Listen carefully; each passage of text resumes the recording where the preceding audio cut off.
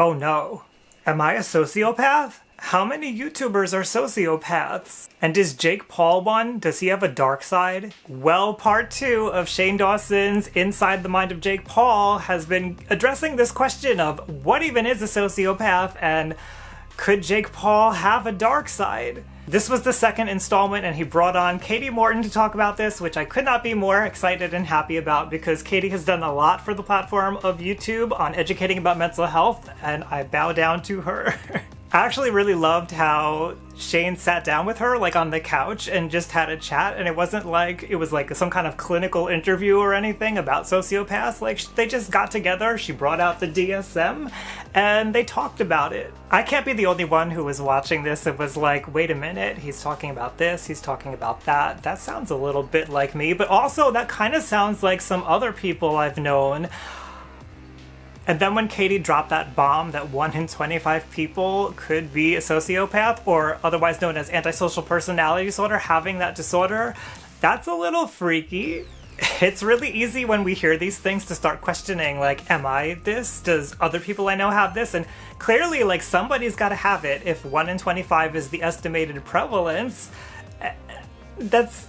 I don't know, it makes me a little nervous, but then at the same time, it's like, well, nothing has happened to me. Like, of course, horrible things have happened to me, but, like, I'm not dead, so how dangerous is this really? And does Jake Paul, can we go so far to say that Jake Paul has this personality disorder? Well, seeing as this is a mental health channel and I do know a little bit about this stuff, I do want to kind of talk about some concepts and ideas here that might apply when we're talking about Jake Paul or people with antisocial personality disorder in general. And as I said in the last review of the first episode of the Mind of Jake Paul, Inside the Mind of Jake Paul, I suspected that Kati was going to look at this through the lens of like the basic way that we diagnose personality disorders, which is what you see in the front of the DSM, not the way that I prefer, which is to look at traits, but a lot of those traits get mentioned in that categorical representation of what this personality disorder is. So I liked that we got to see Kati talking about that, and they used real examples from real people. And as Shane said, he wasn't saying that anybody has a personality disorder, but he was just kind of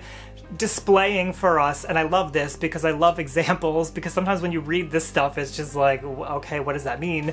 But he was actually showing us on the screen, like, this is what it means. So I had some questions about this 1 in 25 statistic. So I just want to show you from the DSM, like, she's not making that up.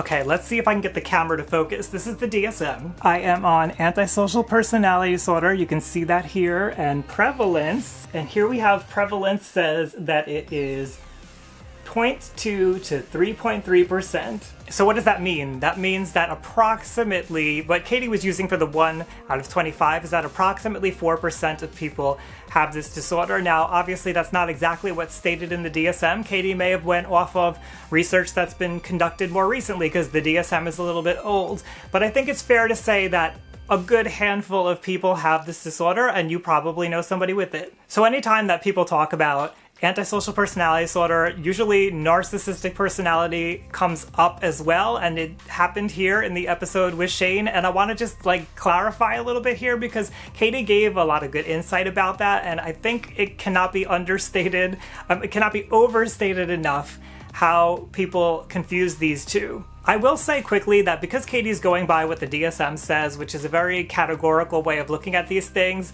she's talked about it kind of in a black and white way. Like, a person with antisocial personality disorder has no remorse, they don't care about anything, and that's definitely true for a lot of people who have antisocial personality disorder, but I like to see things through the spectrum way of looking at disorders, which means that yes, there's definitely people who are harmful and terrible and do bad things and have absolutely no remorse, but there's also a range. So there might be some people who feel a little bit of remorse. They just don't feel enough that it actually means anything. Or they may feel more remorse, but it only affects people that they really, really, really care about, and everybody else in their life they don't care about. What I'm trying to say here is that antisocial personality disorder is different for each person, and Kati did mention in that in the video, and I'm glad that she did. And this also ties into narcissistic personality disorder. You know, there's some people who are going to be so self-centered and need attention and have such low self-esteem that they're just never going to even recognize that they have low self-esteem, and they don't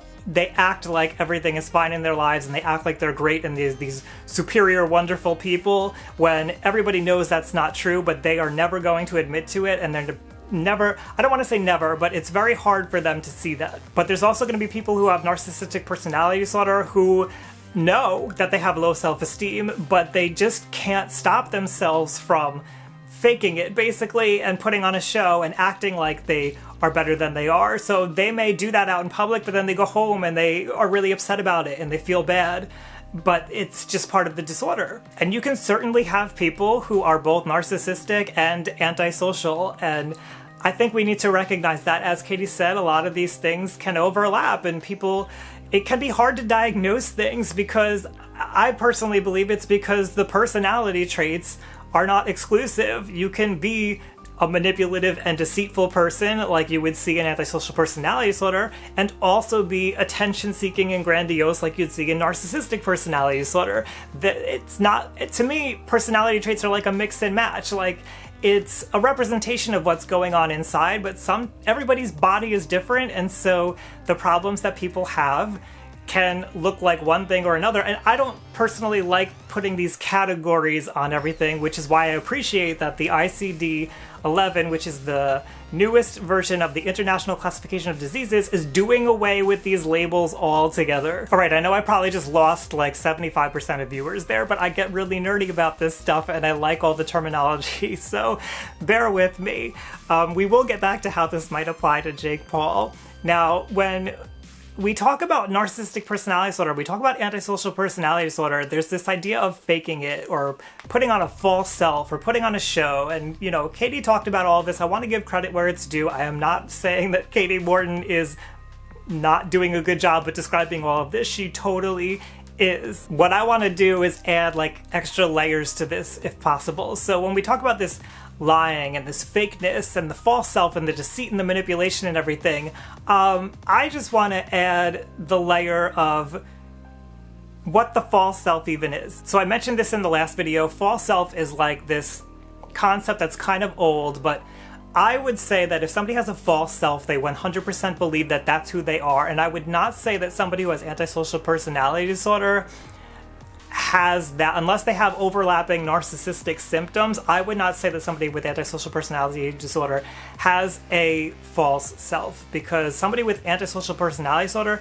knows they're being manipulative most of the time. They know they're deceiving you. They're being very deliberate in how they interact with you because they're trying to get something that they want. That's just characteristic of the disorder. And they really don't care about how it affects you. They care about getting what they want. So they care about you enough to know what you want to be able to manipulate you.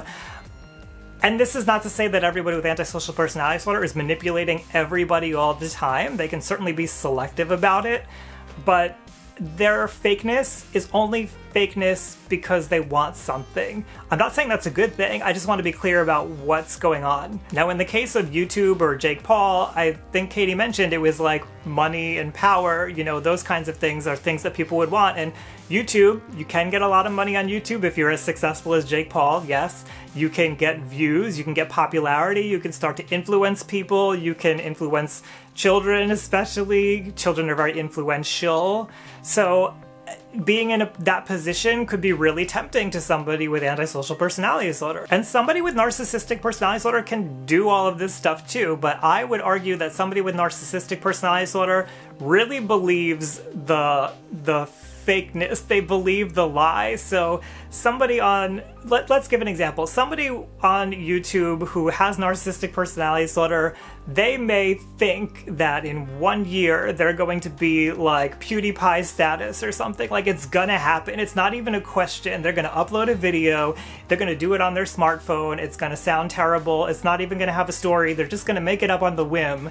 And of course, everybody's gonna love them because they just believe it. And we all know that's very likely not gonna happen, but to them, like, duh, of course it's gonna happen. And I would call that having a false self. A self that you believe is really who you are, but doesn't really line up with reality. So let me get like a little bit deeper about this, because I don't think I got deep enough the first time I talked about the false self. I may have even been incorrect. So let's clarify here. when we're talking about a false self, somebody is not really expressing who they are. They believe that they're expressing who they are because they believe that's what other people want, and they want other people to like them. That's the attention-seeking part of narcissistic personality disorder. And they believe that other people want somebody superior. Like, it's kind of delusional. It's not delusional in the sense that they see things or they hear things, but it's delusional in the sense that what they want, what they see as themselves as, does not line up with reality. And the way that they express themselves is not lining up with what they really feel. So somebody may say something hurtful to them, and they may feel the pain of the hurt, but they will never let you know that they hurt. And they will say to themselves and convince themselves that other person is an idiot. That other person doesn't know what they're talking about. I'm better than that person. That's the grandiosity part of narcissistic. Whatever.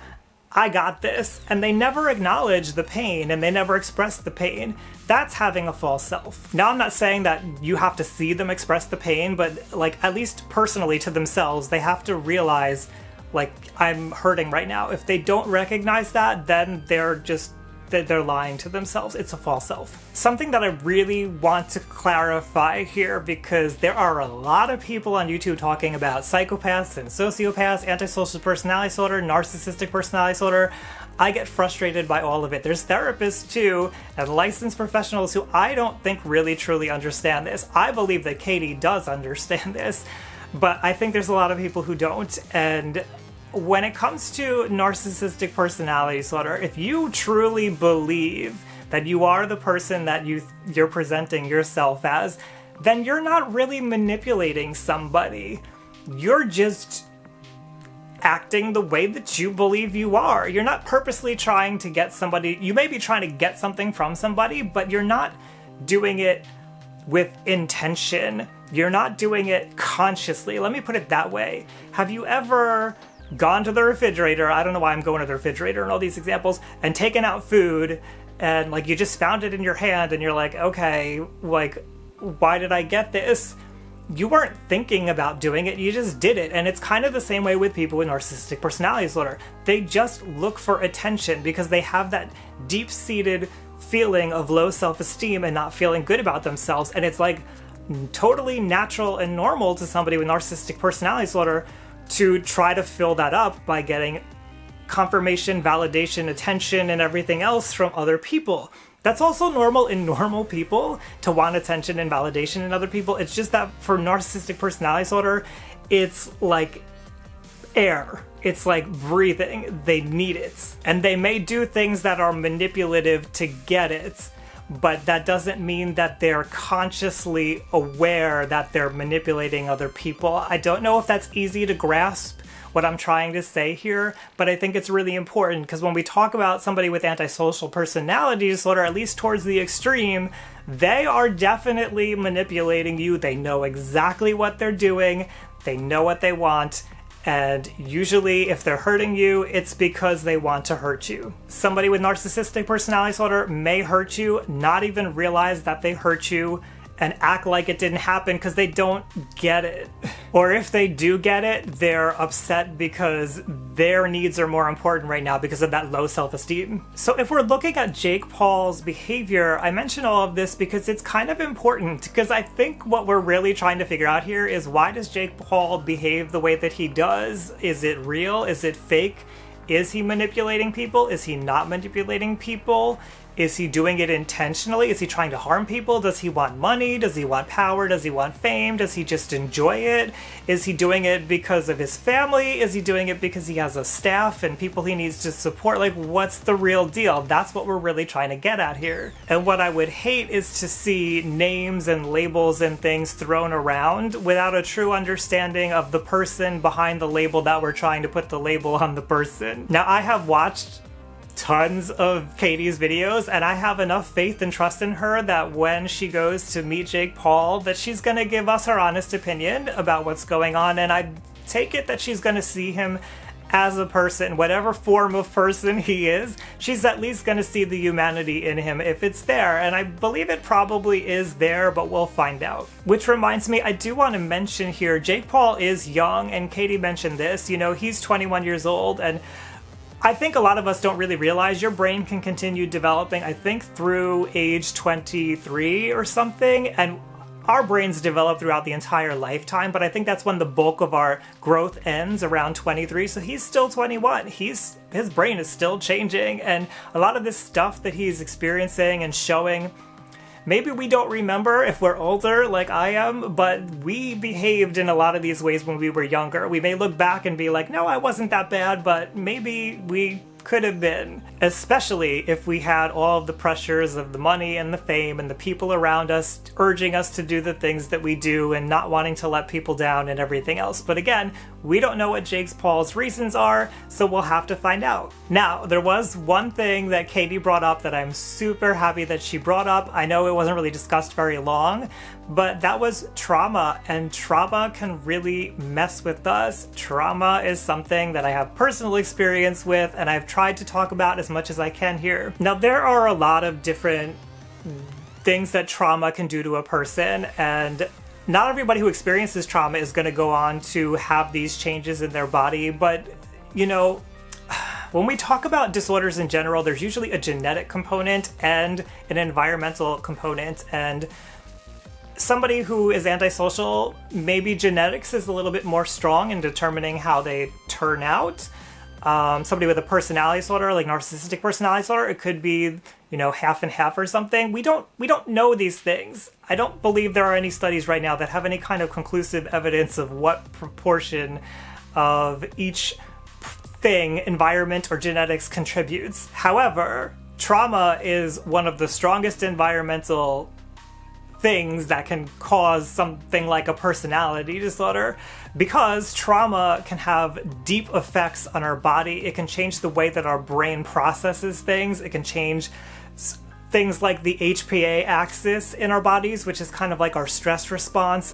I don't know all the details myself perfectly to recite them here to you. I know that like your amygdala changes, your hippocampal volume, the gray matter can go down. Like, there's a lot of stuff that's involved. And Kati actually did a really good video about sociopaths and antisocial personality disorder that I would urge you to check out, because she mentions the brain and how the brain is different in people with this disorder. What interests me is that when somebody has these changes in their brain due to trauma, it can bring about personality changes, and you can see some of the traits, the personality traits of narcissism in somebody who's been traumatized. You can see the personality traits of antisocial personality disorder and borderline personality disorder and avoidant personality disorder and other personality disorders that arise because of these problems with our brains and our bodies and how they're hooked together. Trauma is like a giant topic, and it's a bit of a minefield to even walk through because there's a lot of controversy around it, but I will say that trauma has affected me deeply, and I know it's affected a lot of other people deeply, and I think it's important to take note of, because sometimes we think that somebody is the way they are because they're genetically determined to be a jerk, and that's the way they are, and that could be true for some people. However, I think a lot of people, that trauma component comes in, and I know for myself, working on my own issues with trauma has helped me to change a lot of aspects about my personality. It's something I think I would like to talk about soon, but I think we got to acknowledge it. And if Jake Paul has experienced trauma in his life, I'm holding my tongue here, but maybe some of the things that he has experienced on YouTube could be traumatizing to some extent, or at least re-traumatizing from past trauma, then we should acknowledge that, because trauma hurts. Trauma is hard. Trauma in our society largely goes unnoticed, and as Kati said, if we addressed trauma properly, if we really acknowledged people's pain, if we helped teach people to express it, probably we would be living in a better society. When it comes to Jake Paul, a lot of us, especially me, like I haven't watched a ton of his stuff. I've just kind of seen the headlines in the news and like the big shocker things that have happened, and I've sat to myself and said, I don't know, this doesn't sound so good. And I've considered, like, does he have bad personality traits? Is this a personality problem? Is it just like a part of going through adolescence? Is it because he's famous? We still don't know. We don't know. We're not going to know until we sit down with him, or at least Shane and Kati sit down with him and have a talk. And even then we may not get all the information we need, but at least we'll be a little bit closer to knowing what's really going on here inside the mind of Jake Paul. I want to know what you thought about all of this with the whole sociopaths thing. Did you know that 1 in 25 people could be a sociopath, could have antisocial personality disorder? What do you think about that? Is that scary to you? I don't think it needs to be scary, but let me hear what you have to say. Let me know down below in the comments, and let's continue watching.